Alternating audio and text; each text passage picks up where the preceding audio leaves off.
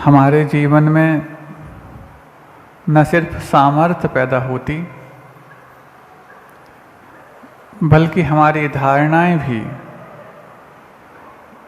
जो हमारी उस सामर्थ्य को इतनी ही है ऐसा मानने के लिए कारण बनती थीं, वो भी धराशायी होती। मात्र भारतीय संस्कृति है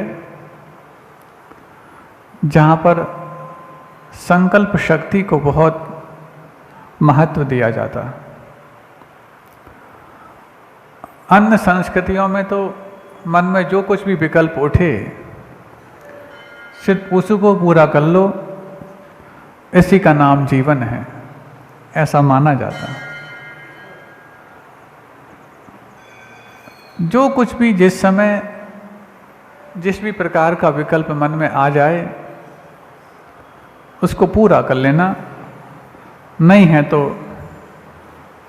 तुम कहीं अपने आनंद से वंचित ना हो जाओ और जीवन यही नीरस न निकल जाए। इन्हीं सब चीज़ों की पूर्ति में अन्य संस्कृतियां अपना जीवन समाप्त कर देती हैं। अब प्रश्न उठता है, किसी भी विकल्प को पूरा करने मात्र से हम यदि आनंदित हो जाते हो तो फिर शायद आनंद का कारण ही विकल्प बन गया। अब यदि जितना विकल्प उतना आनंद, तो फिर बहुत विकल्प करते जाओ, फिर और आनंद आना चाहिए। अब प्रश्न उठता है ये कि विकल्पों से आनंद होता है कि निर्विकल्प होने पर आनंद होता,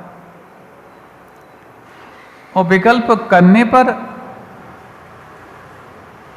जिसको आप टेंशन भी बोल सकते हैं अथवा अपनी एम्बिशन भी बोल सकते हैं, इनका नाम आनंद है, तो टेंशन और एम्बिशन किसके पास कम है? फिर आनंदित क्यों नहीं?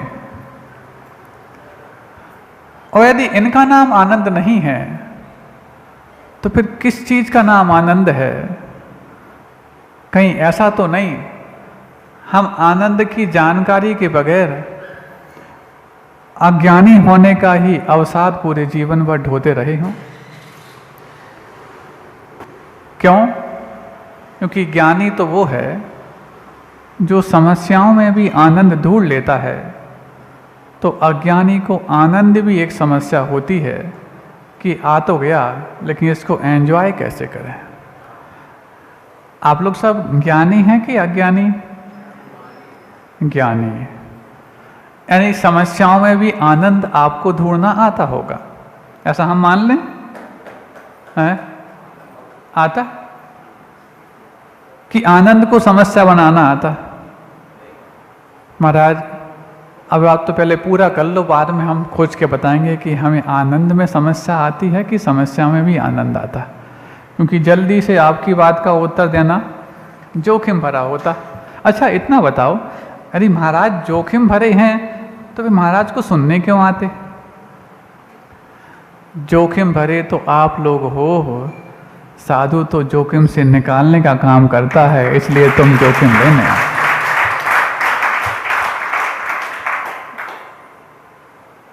अब यदि विकल्पों का नाम आनंद है तो हमें लगता नहीं कि कोई भी संसारी प्राणी विकल्पों से परे होगा।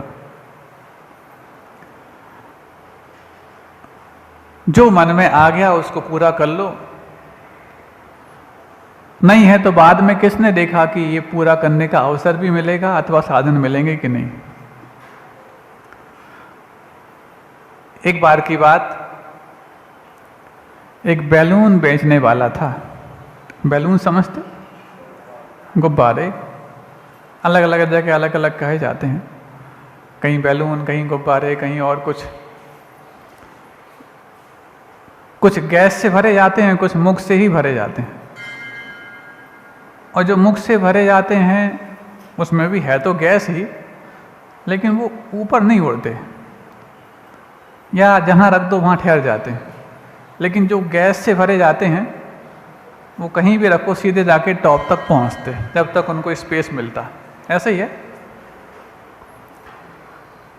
तो गुब्बारे बेचने वाला था, उसके पास कई प्रकार के गुब्बारे थे, काले, सफेद, हरे, नीले, पीले आदि। एक छोटा सा बच्चा उस बलून बेचने वाले के पास पहुंच जाता है। वो देखता है कि बहुत सारे गुब्बारे हैं, सब में धागे लगे हैं, और आगे धागे उसके वो जिस लकड़ी पे वो बांध के रखा है। चलता फिरता बैलून बेंडर था वो।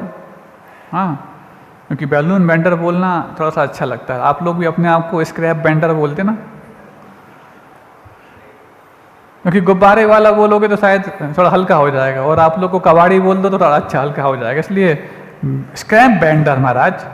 हाँ, तो सुनो, तो वो गया, बहुत सारे बैलून उसके लकड़ी के जो टी टाइप की होती है, एक बीच में डंडा होता, 2 डंडे ऐसे लगे रहते, उसमें बहुत सारे गुब्बारे लगे रहते और धागे से बंधे हुए हैं। लेकिन धागे से बंधे भले ही हैं, लेकिन सब वो तो आसमान की ओर भागने को तैयार हैं।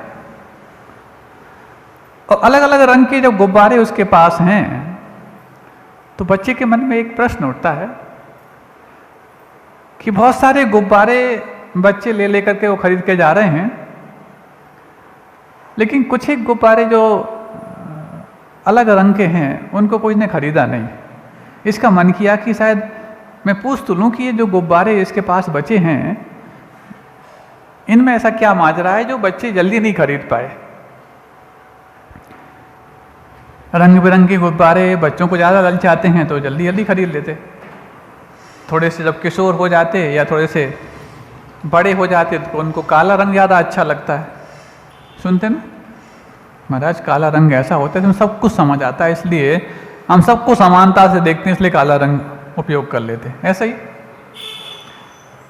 तो हुआ ऐसा, उसके पास 2-3 काले गुब्बारे बचे, और जैसे वो काले गुब्बारे बचते हैं वो बच्चा पूछता है, अंकल अंकल ये जो काला वाला गुब्बारा ये भी उड़ता है क्या? ये जो काला वाला गुब्बारा है ये भी उड़ता है क्या? अब वो गुब्बारे बेचने वाला उस छोटे से बच्चे की तोतली भाषा में क्या समझाए कि गुब्बारा काला पीला होने से नहीं उड़ता, उसके अंदर जो होता है वो उसको उड़ाता है। तो कहता बेटा ये बैलून जितने भी हैं ये रंग काले पीले हरे नीले होने से नहीं उड़ते, इसके अंदर जो है ना वो उसको ऊपर उठाता है। तुरंत तपाक से वो बच्चा जवाब देता है, अंकल मैं वही तो कहना चाहता हूँ, इंसान काले पीले छोटे बड़े मोटे ताजे होने से ऊपर नहीं उठता है, उसके अंदर जो होता है ना वो उसको ऊपर उठाता है। एक छोटे से बच्चे ने उस अपने आप को बहुत बड़े मानने वाले व्यक्ति के बहुत बड़े जीवन के अनुभव पर एक छोटा सा तंज कसा, लेकिन सारे अनुभवों पर उसका ये तंज बहुत भारी पड़ गया। क्या हम सबके ऐसी जो गुब्बारे और बैलून हम बना के रखे हुए हैं, क्या इन सब में हमने सोचा कि अंदर जो गैस होनी चाहिए, आज तक हमने उसको गैस किया? हमने वो गैस को आज तक गैस नहीं किया जो उसको ऊपर उठाने के लिए कारण बनती है। हमने तो जन अपना मन माफिक, जब जिसने उस गुब्बारे को लिया मुख से फूंका, जितना भरा फूल गया, जहाँ धरा वहीं धरा रह गया। आज तक हमने ऐसे तो गुब्बारे बनाए हैं कि जितना फुलाना चाहा जब फुलाना चाहा वैसे फूलते चले गए, और जहाँ धरना चाहा वहाँ धरे के धरे रहे। कि आज तक कुछ जो मेहनत करके जो हवा भरी जाती है, उस हवा भरने के भीतर हमारे अंदर कुछ स्पंदन महसूस होता है कि ये भर पाएंगे जीवन में कभी? ऊंचाई हर व्यक्ति को पसंद है, लेकिन ऊंचाई तक पहुंचने का पुरुषार्थ हर किसी को पसंद हो जरूरी नहीं। लेकिन जिसको वो पुरुषार्थ पसंद में आ जाता है, ऊंचाई तो उसकी प्रतीक्षा पहले से कर रही होती है। अब हम पूछना चाहते हैं, मन में विकल्प तो आ गया कि वो जो गुब्बारा है, वो जो बैलून है, उसको इतना बड़ा होना चाहिए, इतना बड़ा होना चाहिए ताकि आसमान की ऊंचाई तक वो पहुंचाने में कामयाब हो जाए। लेकिन गुब्बारा बड़ा होने से ऊंचाई छू सकता है, तो फिर सबके अपने अपने बहुत बड़े बड़े गुब्बारे हैं। किसी की बड़ी बड़ी कोठियों के गुब्बारे हैं, तो किसी की बड़ी बड़ी गाड़ियों के गुब्बारे हैं, किसी के अपने बड़ी बड़ी फर्म्स के गुब्बारे हैं। फर्म बड़ी होने से तुम्हारा ऊपर उठना कन्फर्म नहीं होता, लेकिन अफर्मेशन तुम्हारा यदि बड़ा हो जाए तो ऊपर उठना कन्फर्म अवश्य हो सकता है। और सब अपनी ही फितरतों में, अपनी ही रंगीनियों में अपने आप को ऊंचा उठाने का प्रयास करते रहते हैं। अच्छा ये बताएं, उस गुब्बारा जो बहुत फुलाया गया है, उसको पिचकाने के लिए भी बहुत सारी मेहनत करनी पड़ती होगी ना? हाँ, जितनी मेहनत से उसमें हवा डाली गई है, उसको वापस से पिचकाने के लिए भी बहुत मेहनत करनी पड़ती होगी। क्यों? आप ही बताओ, जब आप अपना बहुत बड़ा बड़ा आलीशान महल बनाते हैं और जब उसको ठीक ठाक करना पड़ता तो अभी तो मेहनत बहुत लगती है। अभी ग्वालियर में जब जिनालय का निर्माण होने जा रहा है, तो पुराना जिनालय जो जीर्ण शीर्ण हो गया था, उसको भी ठीक ठाक वापस दुरुस्त करने की बात आई, तो दुरुस्त कब तक करें? इससे तो अच्छा एक नया और अच्छा बन सकता है।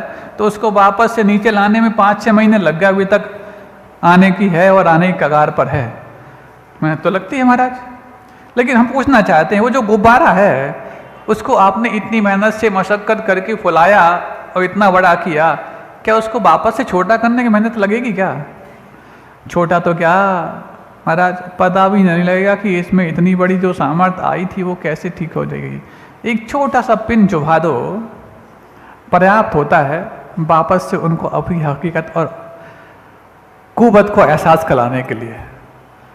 ठीक ऐसा ही उस गुब्बारे को पिंच चुभाना पड़ता है, तो यहाँ पर गुरु को पिंच करना पड़ता है। उस व्यक्ति को अपनी स्वयं की कुव्वत अपने आप सामने नजर आने लग जाती है।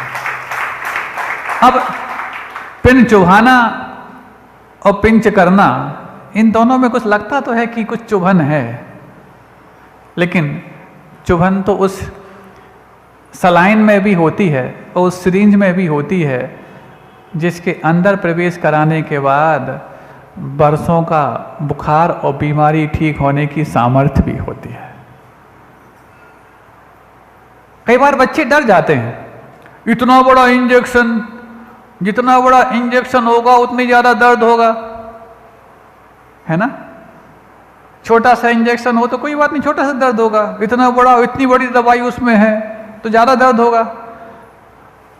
दर्द तो मात्र उस निडल को पहली बार चुभने में होता है, दवाई भीतर कब प्रवेश कर जाती है पता भी नहीं लगता। बस जिस समय हमारे उस सॉफ्ट कॉर्नर को जर्क लगता है, बस दर्द उतना ही सा होता है। उसके बाद पता नहीं गुरु की कितनी औषधियां हम अपने भीतर प्रवेश करा करके अपने आप को निरोग कर डालते हैं, पता भी नहीं लगता। लेकिन वो निरोग होना हर व्यक्ति चाहता है, लेकिन वो चाहता ये है हम निरोग तो हो जाएं, लेकिन कोई नियोग के माध्यम से हो जाएं। नियोग क्या होता महाराज? ये नियोग ऐसा कि नियोग है कि सौधर्मेंद्र ही प्रभु के पंच कल्याण करता। नियोग है कि सौधर्मेंद्र सची इंद्राणी ही बालक तीर्थंकर के प्रथम दर्शन करते। ये सब नियोग हैं, बहुत सारी चीजें नियामक हैं, इसी का नाम नियोग है। ऐसे ही हम भी चाहते हैं कि हम निरोग तो हो जाएं, लेकिन कुछ ऐसा नियोग मिल जाए, अपने आप सब व्यवस्थित हो जाए। हैं? मन की बात है। अच्छा, बाकी सब तन की बात थी क्या? सब महाराज नियोग से ही होता चला जाए तो कोई दिक्कत नहीं, हमें कुछ करना धरना ना पड़े, क्योंकि हमारी आप समझते तो हो कुव्वत, हाथ पैर हैं कितने, हाँ थोड़ा सा यदि कोई फूंक लगाए, हाँ फूंक लगाने पर कोई उड़ भी सकता है, और फूंक लगाने पर बैलून ऊपर उठ भी सकता है। लेकिन फूंक फूंक में बहुत अंतर है। जब ठंडी होती है और आपके हाथ ठंडे पड़ जाते हैं तो बताओ गरम काय से होते हैं? फूंक करते कि नहीं करते? और जब कोई गरम वस्तु बहुत जो आपको मुख में बहुत चटका लगा रही हो, ठंडा करना हो, तो काय से होती वो? अरे फूंक से गरम होती है कि फूंक से ठंडी होती है? फूंक तो मात्र वही होती है जब आप अपने आपे में नहीं आ रहे हो, तो आपे में लाने के लिए ही फूंक पर्याप्त होती है। चाहे वो फूंक अंदर की हुक से उठी हो, चाहे गुरु की हमारे ऊपर फूंकने से उठी। अब समझ में नहीं आता ये फूंकने से गर्म होता है कि ठंडा होता। एक बहुत पहले एक बीच में बात याद आ गई, जब विद्यालय में पढ़ा करते थे उस समय एक पाठ था, उसी से ठंडा उसी से गर्म। हाँ याद आ गया। और उसमें यही उदाहरण दिया था कि वो व्यक्ति था गरम गरम कुछ खाना चाहता था तो वो कैसे करे, फूंकता जा रहा और करता जा रहा। कई बार होता है, आप लोग भी। अब याद आ गई तो बता देते हैं। आप मत खोलना कि पोल खोल रहे महाराज, आप बीच में नहीं बोलते तो पोल नहीं खोलती, अब तो खुलेगी खुलेगी, क्या कर सकते हैं। अक्सर जब आपके भोजनशाला में साधु जाते, भोजनशाला मतलब नहीं आपकी चौकी में, क्योंकि भोजनशाला आप कहते तो हो लेकिन भोजनशाला का मतलब वही मानते हो जो दिन भर सदन में चलती है।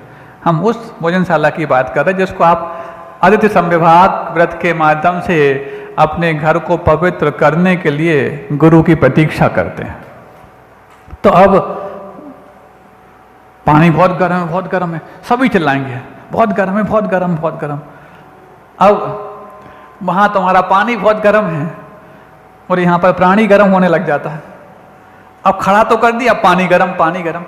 इतना सा कॉमन सेंस उस समय नहीं आता कि भैया आप लोग की चाय दूध भी तो गर्म होती है, लेकिन छोटे से उसमें निकालते जाते और तुरंत पीते जाते।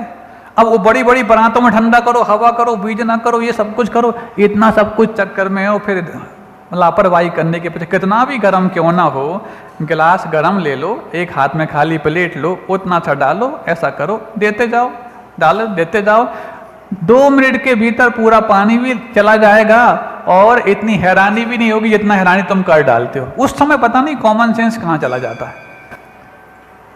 महाराज ऐसा कर सकते हैं? अरे उसमें क्या करते, जब आप अपने लिए ऐसे ही तो करते हो। अच्छा ये बताओ, कभी तुम लोग जो दूध पीते हो, चाय तो त्याग कर दी बहुत से लोगों ने, जब चाय पीते थे मान लो उस समय क्या परामर्श ठंडा करते थे उसको? तुरंत चाय से गैस से उतारी नहीं कि तुरंत ली और तुरंत पी जाते थे, 2 मिनट में अंदर पहुंच जाती थी। कहाँ से कोई वृद्धि हो जाती थी आपको? मतलब वृद्धि नहीं होती थी, हमारा कॉमन सेंस काम करता था कि पर्सी में निकालो तुरंत पीते चले जाओ, ज़्यादा ठीक ठाक है डायरेक्ट पीते चले जाओ। ऐसे ही वहाँ करना चाहिए। यदि बहुत तेज गर्म वस्तु है, चाहे दूध हो चाहे पानी हो, तो बस इतना सा करना, वहाँ पर खाली प्लेट निकाली, हल्का सा कम निकाला, देते गए, लेते गए, जब तक बोलेंगे तब तक आप यहाँ डालते गए। 2 मिनट में पूरा काम हो सकता है, नहीं है तो 10 मिनट तक हाय तौबा करते रहो। इसी को बोलते हैं उसी से ठंडा उसी से गर्म। अहिंसा परमो धर्म की।